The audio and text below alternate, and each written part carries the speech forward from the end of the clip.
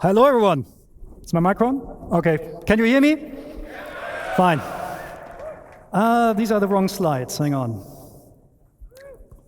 Well, hello, everyone. My name is 𝐭𝐞𝐳. I'm a principal vehicle programmer at Cloud Imperium Games, and I focus on space flight and space combat. I really love my job, so this is why I'm really excited to show you the progress that we did on Squadron 42 in the last 2 years. So there's two things I need to say here. First thing is, we're doing a live demo, and the build is about 12 hours old, so there is a good chance. There is a good chance for bugs, which, well, if you see them, just look away. It will be fine.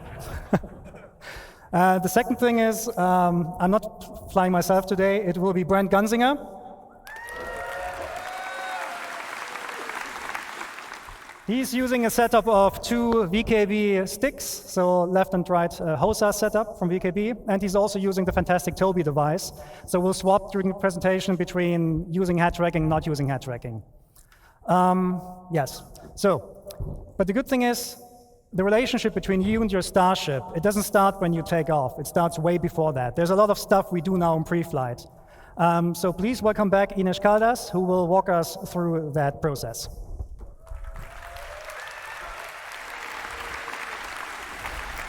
Is this working? Yes, okay. Hello everyone, it's a privilege to be here back on stage to tell you all about what you can expect about the player interaction experience inside your cockpit.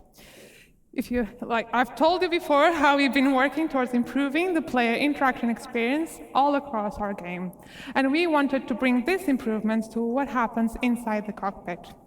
So we wanted to give you a greater immersion and Okay. Yeah, the slides are not, sorry about that. Yeah, so you want to give you a greater immersion and give you a closer experience to what pilots go through in real life, not only when you're flying around your ship, but the moment you take your seat at the cockpit. So to achieve this, we've created when you enter your ship, you'll be put in what we call a new relax pose. So in this pose, you'll have free look enabled, so you can easily look around the cockpit and your dashboard. The prompts will be showing over the buttons, so you can easily find the ones you have to interact. And you, the pilot, have to press all the different buttons to get your ship ready for flying, and the character hands will be lowered away from the control stick. So all of this blends neatly into our new player animated interaction system, whereby any button is now physically pressed. So this new system uses what we call a CDIK approach. This stands for code-driven IK, or inverse kinematics, and gives full control of the IK setup to the code. So this, among other things, allows us to record the path of the hand relative to its target. So we can have more detailed animations than just simply blending the hand into position.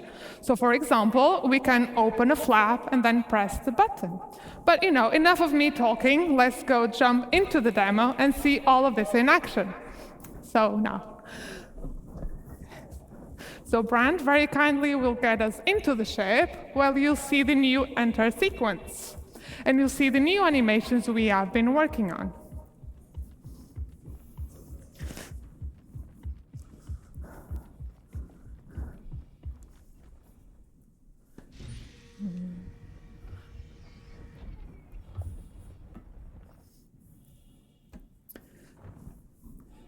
So you can see now that you won't directly grab the control stick.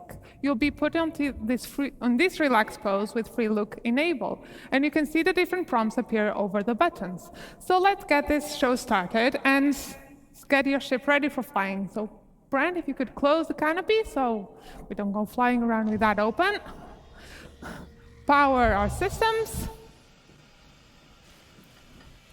Oh, look at that. Aegis combat system. And finally, turn our entrance. Yeah, so you are now ready for flying. So we will be bringing all of this to all of our ships in our fleet. And that's all from me. So please join me in welcoming to the stage Tony to tell you all about the new UI.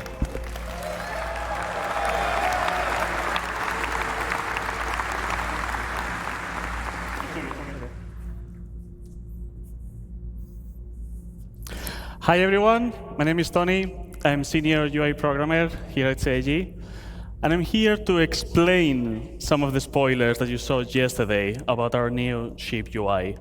So, are you ready to see the ship UI in action? Right. Bone, play the demo. Brand, continue with the demo.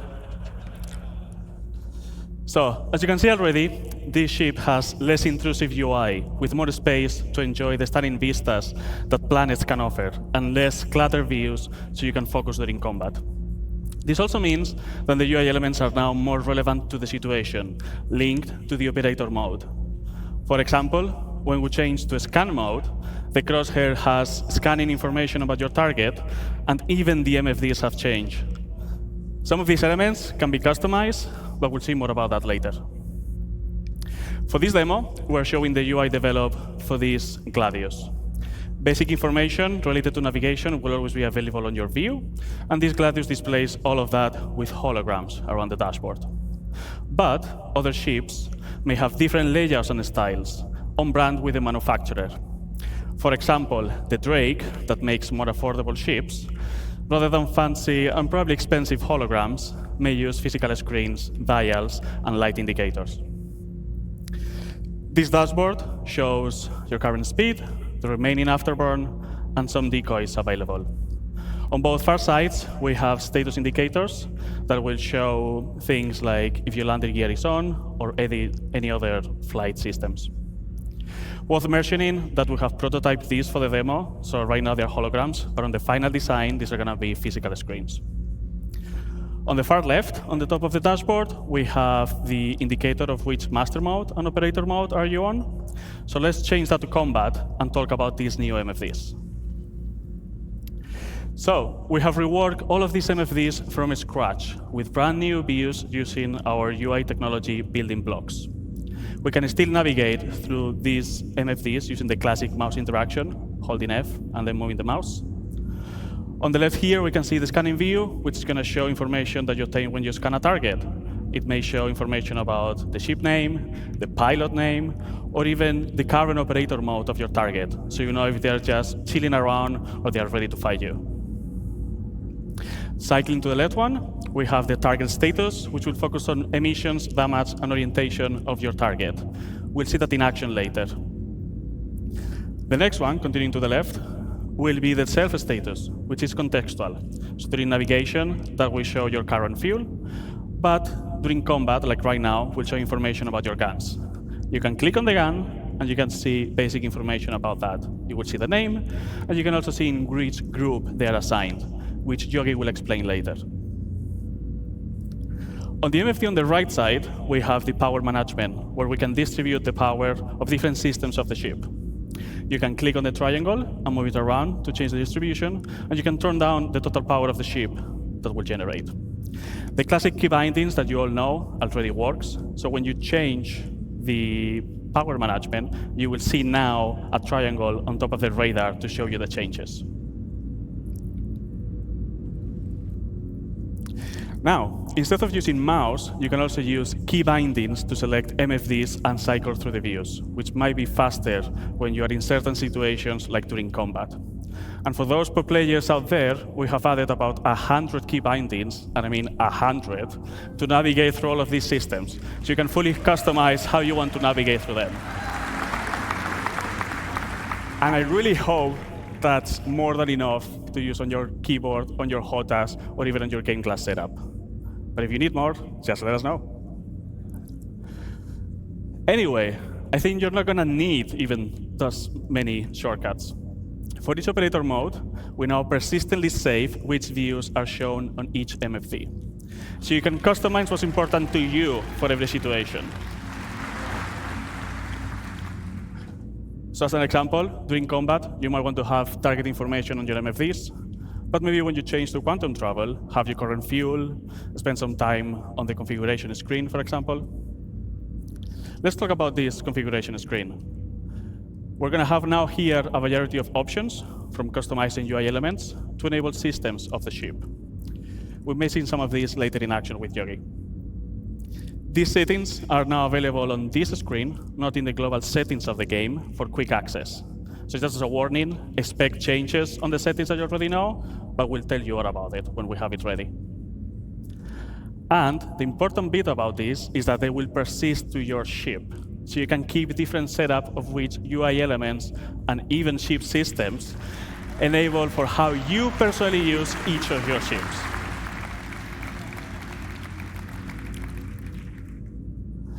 Now, some of you might be thinking that this Gladius doesn't have enough MFDs. Can we enable the top setting?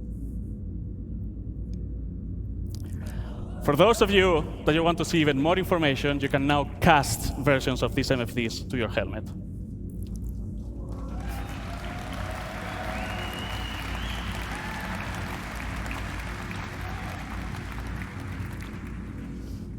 For this, you're going to need to equip the appropriate helmet, so it's connected to your ship, and I can get all this information.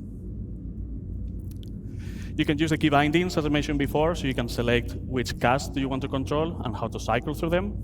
So you can pin views that are important to you that will move with your camera. So as you have seen, if you're aiming at the target or if you're moving with your head tracker, those views are going to be always with you.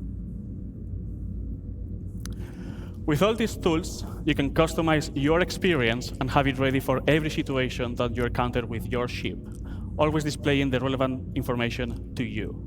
So for example, during combat, you may want to have all the UI elements enabled, all the pips, all the crosshairs, so the information of your ship on the physical MFDs, and maybe focus on the target information on your cast, so they're always on your view.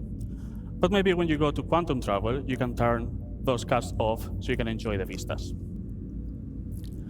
That's all from me. Now we have MFDs ready, and let's bring Yogi back to tell you all about flying your ship. Thank you very much.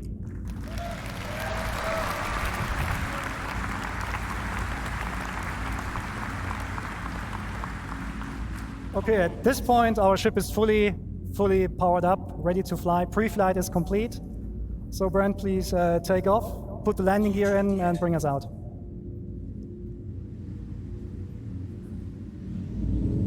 Have you seen the interaction? This is great, isn't it? Okay, so one of the problems we always have in space games is to produce a sense of speed. Space is big, and the sense of speed is always produced by small things going around you. So although it's not very visible here, the VFX team has actually added space dust, so in the future you can tell where your ship is going, even without looking at instruments. Another thing we're focusing on as well is G-force reactions. So Brent, if you could come to a stop for a second. When your ship is sitting like that, and you strafe left and right, you have these small head motions that basically make your head and your body react to the G-forces they're currently enduring. We're actually increasing them now. We also added rotational G-forces into the mix, so if Brent is now rotating the ship to the left, you also can see that your head is swaying a little bit. Things get a little bit more interesting when Brent is actually taking boost into the mix. So if he now boosts forwards, we now added a camera shake, we added FOV changes, and this all then plays together with the other things like the other exhaustion effects that we have. So overall, the ship should now feel a little bit more reactive than before. The same thing, sorry. At the same time, we reduce the extensions that the look-ahead code is doing. So we basically narrowed it down a little bit so it mixes better with G-force reactions, so that even when you don't have a head tracker or something like that, it will still feel pretty good. But this is just a minor change. We also improved the flight controls themselves. So take a look at the speed gauge, for example. It's a little bit twitchy today. What that speed gauge is telling you, the number that's currently moving, is what kind of speed goal Brent is actually putting in. If he puts his stick all the way forward, the left one, you will now be able to see and read the number that you're asking IFCS to speed and forward momentum. This also allows us to bring back the sticky throttle we had pre 3.5, where now, if you play with mouse and keyboard, you can press W and S to increase and decrease your speed and let go of the key, and the ship will not automatically come to a stop. Of course, this is all completely configurable, so you can enable that or not if you want.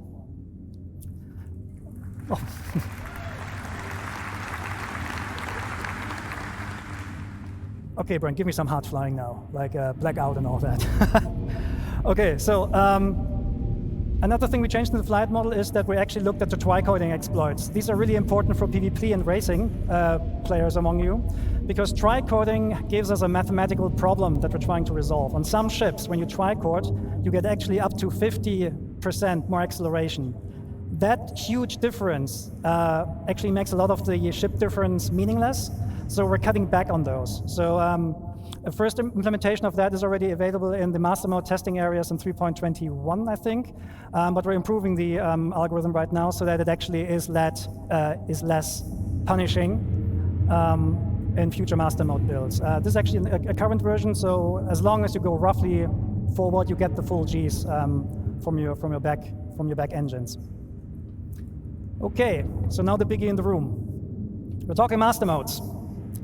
Master modes is by far the biggest change we're doing on the ship gameplay. In general, all of your ships will be put into, or will get a master mode setup. And the master mode is affecting basically everything surrounding everything on the ship. The ship itself, the flight model a little bit, but specifically the items and what they do. And there are two master modes we're going to talk today about. One is SCM, which stands for Space Combat Maneuvering, and the other one is Navigation. So let's look into SCM. SCM is the mode that Brent currently has active. So you see the, Brent, can you go into the indication, please, for the master mode? Just point with the mouse there, if you can. Yeah, so this is your current master mode. It says SCM. When you use SCM for basically all the gameplay that is not traversal. So combat, mining, salvaging, you're using it for that. You have full access to your combat system. Your shields are working, your thruster boost is fully active, your weapons are working. It's the high performance, high alertness mode that you're in. However, we will heavily restrict how fast we can go. We can go with your ship. Okay, Brent, go to full max speed. So the Gladius on max speed and SCM can reach about 225 meters per second. That might seem slow compared to what you have in the Pew right now, but it's still pretty fast. However, you can extend that speed. Brent, if you just go forward and boost. So the Gladius can extend up to 550 meters per second. On this slide here, you can see the speed spaces we're talking about. So if you're just flying around in SCM, which is like the max speed of your ship, you can reach the 225 meters per second. If you boost, you can reach up to 500 or 550. However, that boost space is not spheric. That means if you boost forward, you reach higher speeds than if you boost backwards. That is really important for space combat maneuvering, or for dogfighting in general, because it discourages backstrafing. It actively actually punishes backstrafing, and it creates more interesting combat maneuvers. The PvP players among you, they basically call this encouragement to closing the gap, which is basically more forward-centric combat, which is much more exciting than backstrafing and just trying to get some shots on. It also forces you as combat players to commit to the decisions you did earlier in the fight. So it's going to be, we think it's much more exciting. Okay. So in short, you pick SCM when you need to fight, when you want to fight, or when you need to fight, right? The thing with the master mode switches is that they do not happen instantly. They take a while to move over. So we're now going to put our ship into the second mode, which is navigation. So navigation mode is basically the opposite of SCM. What this does, it gives you a high-speed, low-performance mode. Your shields, they will collapse. Your weapons will not be able to fire. Your defensive systems will not be functional. But you have higher speeds. So in nav mode, you can still reach the speeds of what you have currently in the PU, something, I mean, depending on the ship, sometimes 1,000 meters or 1,400 meters per second. But all your regenerative systems, so regenerating the weapon capacitor, your thruster boost, will be inhibited. So this means when you want to go fast, you need to be very, very careful when you want to swap over. So imagine you're in a fight and you want to escape. You should not do it right away, because if you just swap to navigation mode in the hope to flee, you are being left with no shields. And the first thing that will go offline when you are hitting with distortion guns is the quantum drive. And that is important, because the quantum drive will spool automatically up when you enter nav mode, and it will then unlock the higher speeds.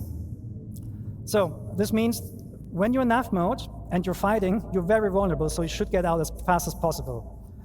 Luckily, navigation mode not only allows you a higher speed, but also gives you access to the new quantum travel experience, which we're going to show in a minute. So that is nav point that you see there on screen. This is the point where I want to go to and quantum travel to.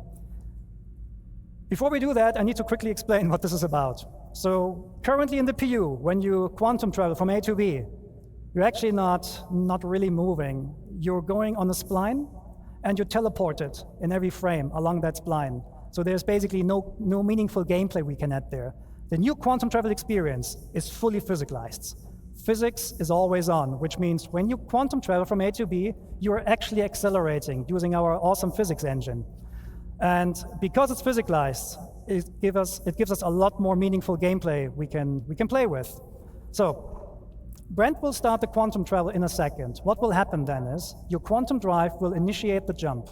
You will see an effect that distorts the space around you, and you will accelerate forward. During the acceleration process, so this is the time until you actually reached your cruise speed, the ship will experience forces, and you as a player, you're responsible to counter these forces. So there is an element of failure.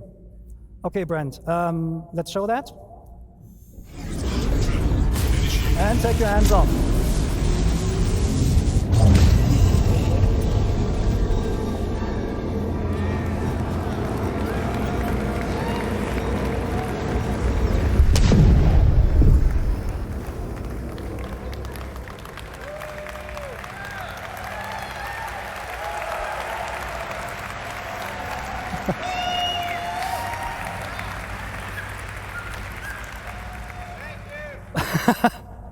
So what you just saw is basically the failed attempt to quantum travel.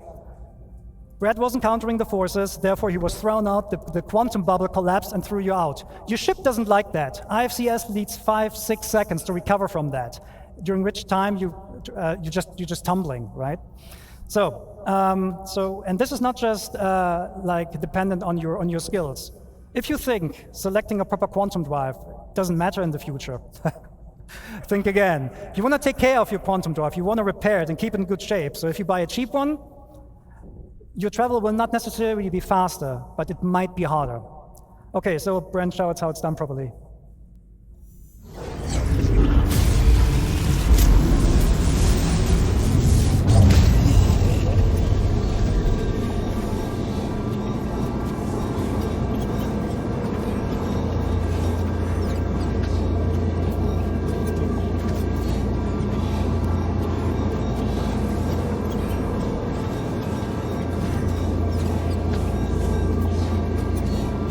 Bubble is locked. You can now go hands off.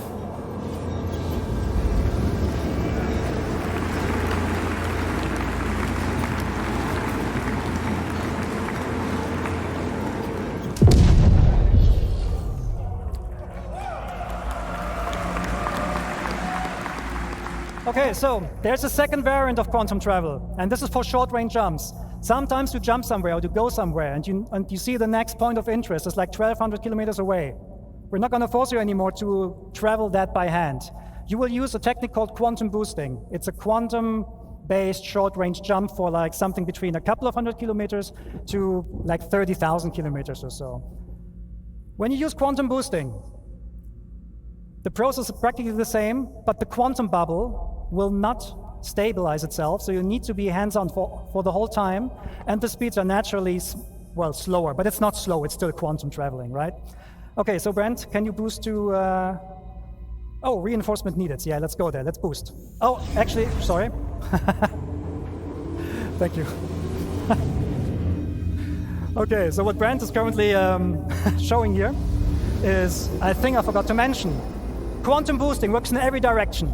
You don't need nav points.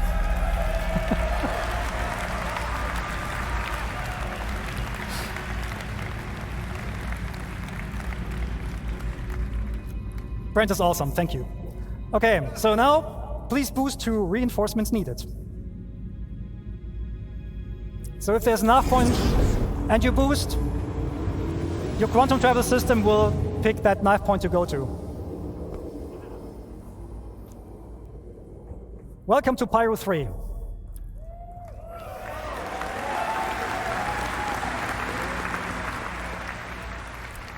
As you can see, there's a lot of UI happening right now. There's a lot of context there. And this is not an online demo, it's a single player. So that means all these units there,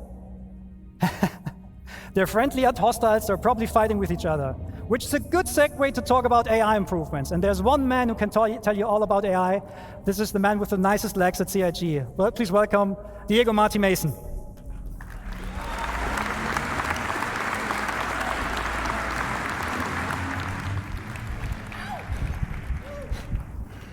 So who's excited to see the new AI changes? Hi everyone, as Yogi said, my name is Diego Marty Mason and I am the AI programmer focusing on the fly combat. Over the past year, we've been working on delivering a thrilling experience to the AI encounters. Let me first walk you through our journey. We first started looking at the current AI behavior in the PU. We quickly realized how uniform fighting was and how we were not using all of the tech available to us to make a more interesting experience. We had the foundations, and we wanted to learn more about how you, the players, do your combat encounters in the verse. So we did this by getting combat recordings, analyzing videos, and internal playtesting, where we were hammering each other for hours. It was fun, unless you went up against experienced fighters like 𝐽𝐿𝐼. Anyway, with all of these data, we started crafting the first prototype with the focus of bringing that human behavior into the AI brain. When the first version was ready to be tested, I handed it out to one of the best internal pilots in the team, Yogi. So Yogi, what do you think about my first prototype? It was an exercise of humility. It was an exercise of humiliation. I hated it, and I blame Diego. So this was due to the AI being able to keep a good range control and a perfect orbit around their target while maintaining a constant firing solution. Come on, it's a computer. We learned a lot from our initial prototype, and it really helped us to define what we wanted to deliver. A combat experience where the AI, yet challenging, makes mistakes, just like us, humans.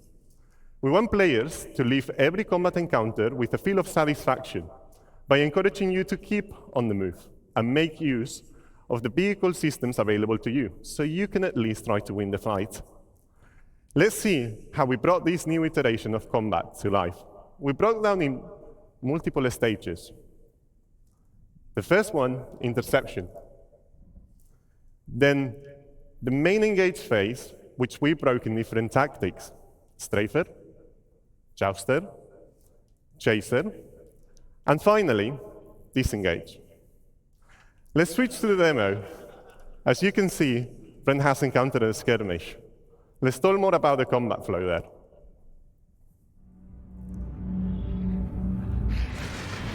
Okay, we will start with interception. After acquiring the target, the primary aim is to close the gap with the target. If the AI is already near the target, the interception phase is skipped completely. If it's too far, it will tell the AI to use the new master mode to swap into navigation mode and make use of the full speed to chase, swapping back to SCM mode when we are in a striking distance.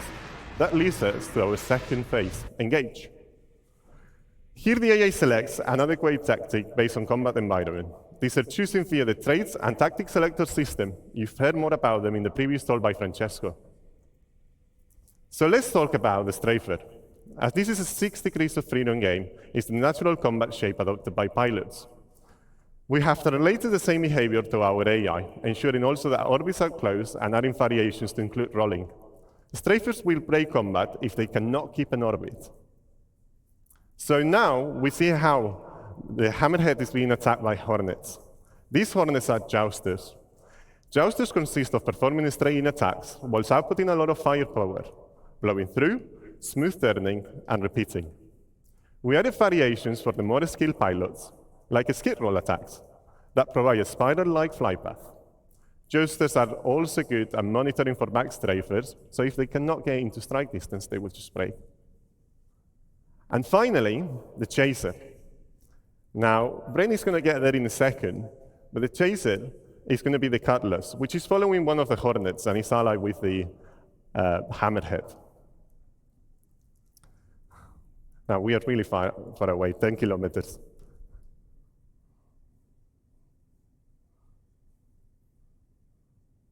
So the chaser, it will try to always stay on the target 6. The idea is to force the target into a defensive stance by making them turn into the chaser. This maneuver will be seen mainly in squads and atmosphere combat. The final phase, which can happen at any time, depending on the combat situation, is disengage. This phase is triggered based on constantly listening to multiple events in parallel.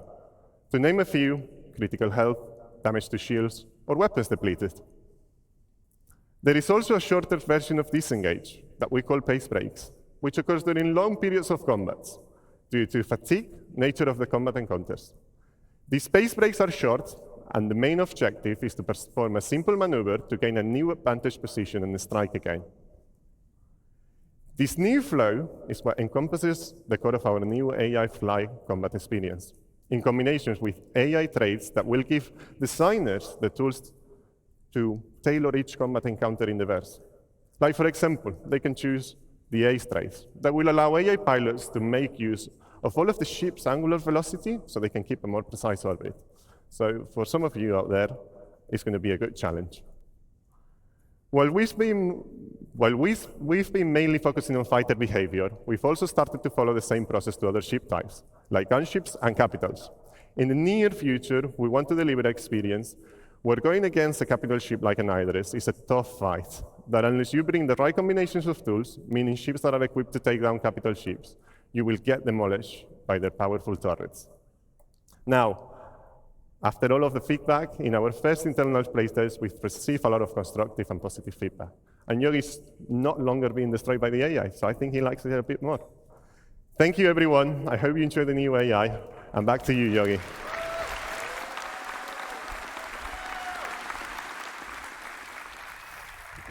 Thank you, Diego. Okay, so now we're going to talk about, we heard about how AI makes my life hard. Now let's talk about how to return the favor. We're talking weapons. So, the weapon and aiming systems in squadrons, they went through a lot of changes. I can only mention a couple of them, so I will go through them relatively quickly. First thing on our to-do list is basically weapon tuning. At the moment, almost all weapons in the PU are practically the same. In Squadron, that's not the case. Almost all weapons have different properties. They have like different projectile velocities, different DPS numbers. But they're not just different in terms of these numbers, they also feel different. Remember the Singe cannons from like a couple of years ago? They were very powerful weapons, but they were extremely easy to use, which made them meta weapons. So we're going to bring the Singe cannon back, but we'll make sure that the amount of work you put into these cannons in order to employ them is on par with the other guns. So there's a lot of stuff that we're going to do to make sure that weapons have a lot of pros and cons and avoid meta. Specifically for this build, Brent is equipped with a I think a close and runner laser repeater. Can you fire it once? Yeah. And the other weapon he has is he has 2 weapons on the wings, which are 𝐻𝐿𝑠 cannons, size 3. With one push, they're actually firing 2. So we're also gonna have burst weapons and so on. Okay, cool. So a problem we have in space games is controlling the engagement ranges, because we want to bring the fights close. But the problem is that, well, how do I put this?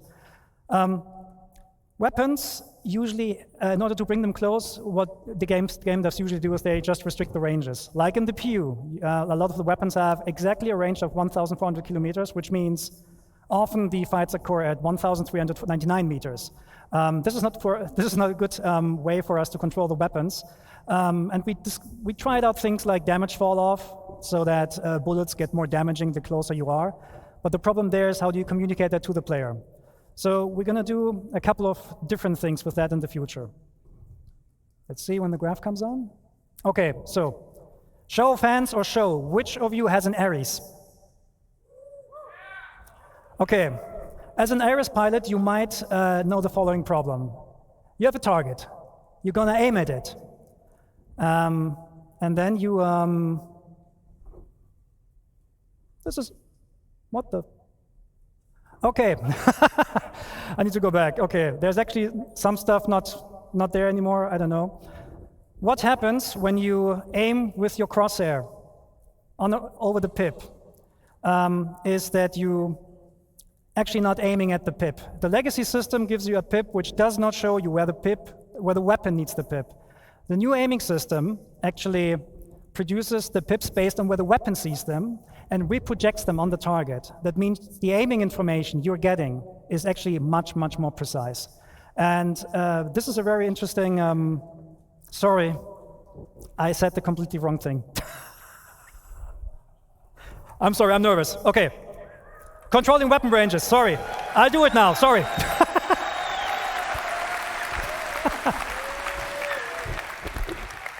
Okay, sorry.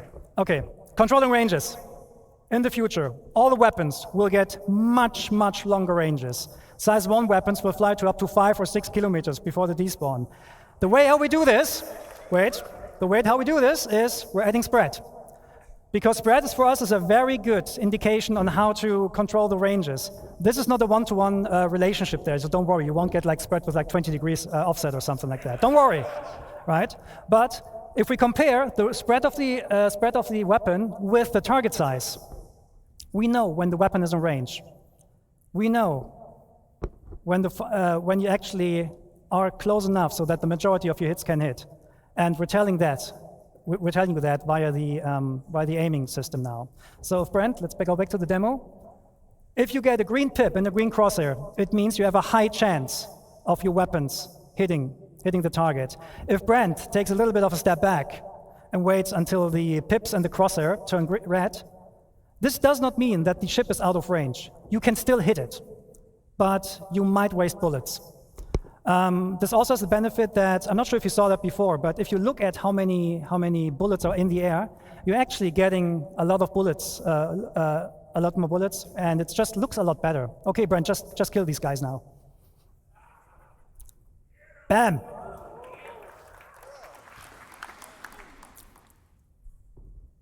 Oh, well.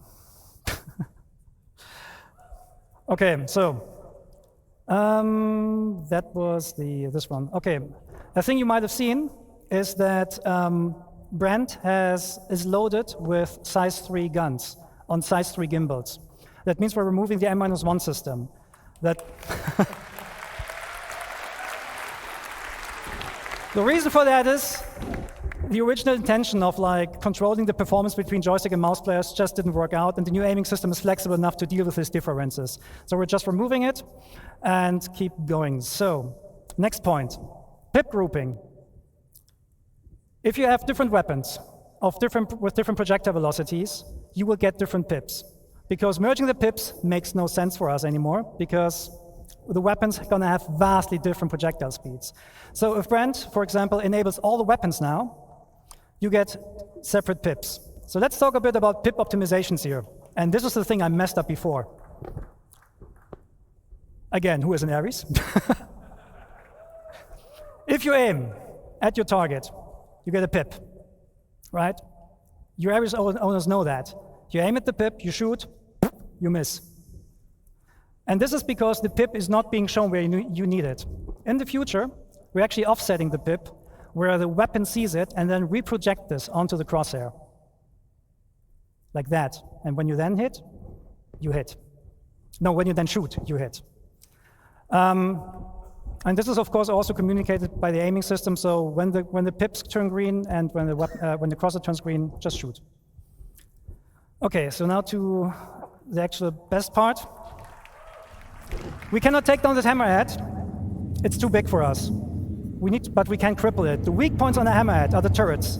The way we're going to do this in the future is with precision targeting mode. Brent?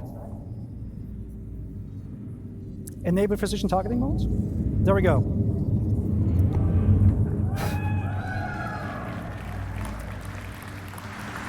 What this does, it does 3 things. You get this full zoom on the target. You get a lower RPM of your weapons, which increases or decreases the spreads for more precision, and you get the painting mechanic. Anywhere where you put your crosshair on that ship, it will tell the gimbal system where to aim at. So if Brent now attacks the turrets, your aiming system will automatically lead the shots.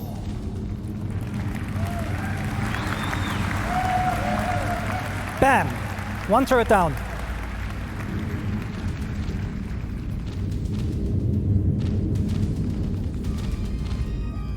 Okay, so this hammerhead now understood that it's not good, it doesn't stand a chance right now, but this will be the way how you in the future will fight against sub-targets and so on. The good thing about this, it also works even without painting the target directly, so you can do very, very precise warning shots, and there's no aim assist that kind of like destroys your aiming processes. Okay, so the fight is now over. Sorry, I need to rush this a little bit because I messed up stuff before. And we're going to look at Pyro 3. Okay, Brent, switch to nav mode and bring us down to that landing spot. So Pyro 3 is also called Bloom. It's a very big planet with a nice atmosphere. And, oh, something wrong with the throttle. Oh well, something's wrong with the throttle. We'll try to go down as fast as possible though.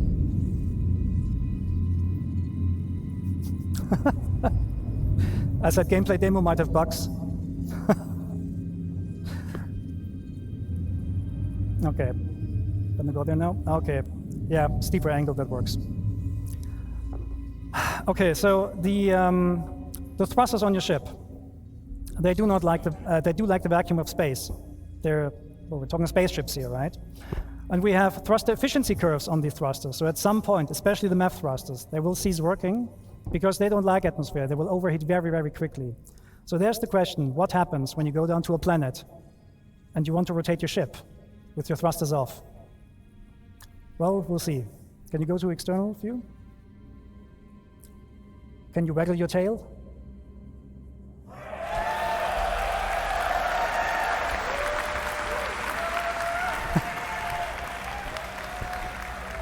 Okay, back first person. Okay, so what you see here is the new aerodynamics model. Because obviously our left stick is somewhat damaged or so, we can't be as fast as we want. Actually, Brent, can you try W and S on the keyboard instead? Oh, it doesn't work. Oh.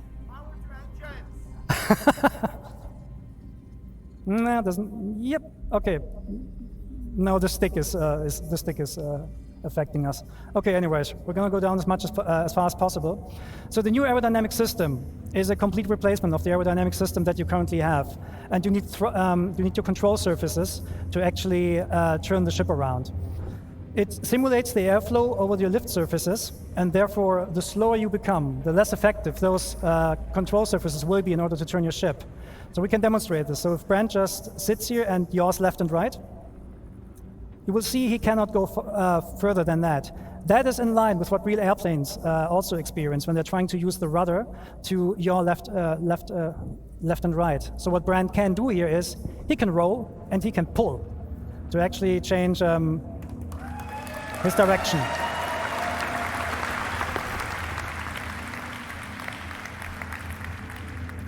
Okay, so just for this demo, we added a button. The button is called Thruster Disconnect. Because at the moment in the PU, when you go through a planet, you're using the thrusters to rotate. We're not doing that anymore. So Brent, disconnect the thrusters, please, and put the ship into a purposeful stall. A stall happens when the airflow over a wing ceases, or over a lift surface ceases. And then at some point, you will not have any authority anymore, and your ship will not turn and so on, and you will basically fall out of the sky. That is naturally a state that every plane wants to avoid naturally, right? And this is happening right here. Brent is not able to use the control surfaces right now because the ship is in a process of stalling. However, the airflow will pull the nose back into the wind, and once you have enough speed, he can actually, well, he gets authority back over these control surfaces.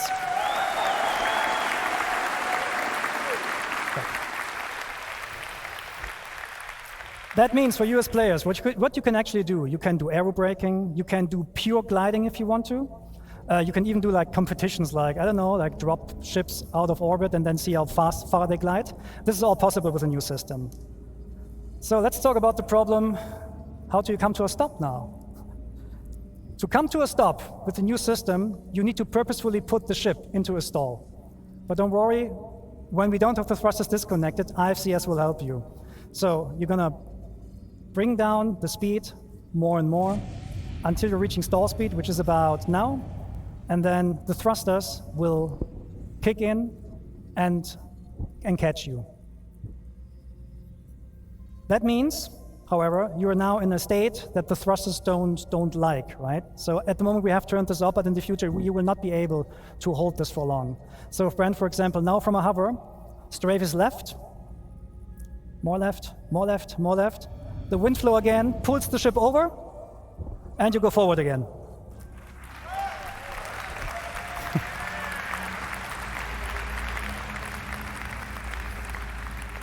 Okay, so now Brent, now show us how to come to a hover, and do we have some water here? Oh yeah, there's our point, okay.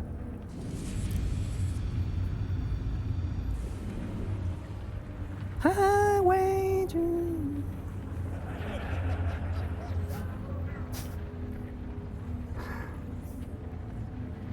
Okay, so there's our landing point.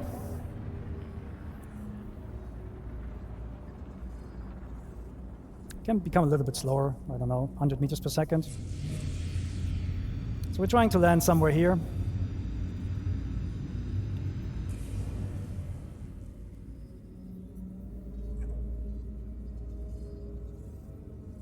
Whoa, look at this.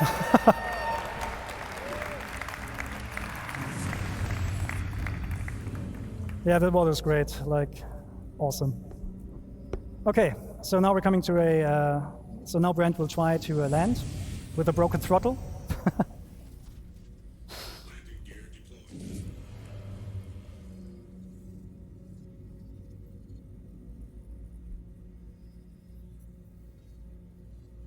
And yeah, he's aided a little bit here by the landing gear. So he has landing gear out, I think, because that automatically enables precision mode at the moment, so that you're a little bit slower. But you can, of course, like turn this off as a player.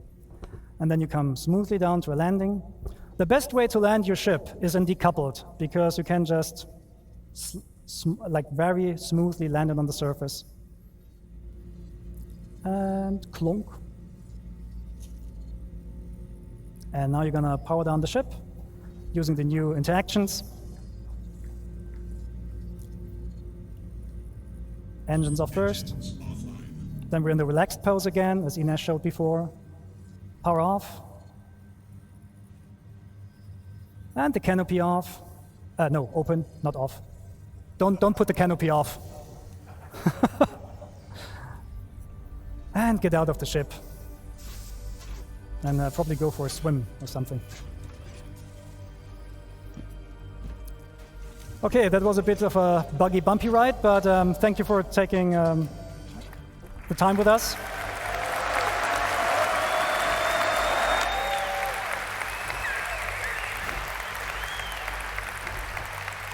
And we'll see you in the verse. Thank you.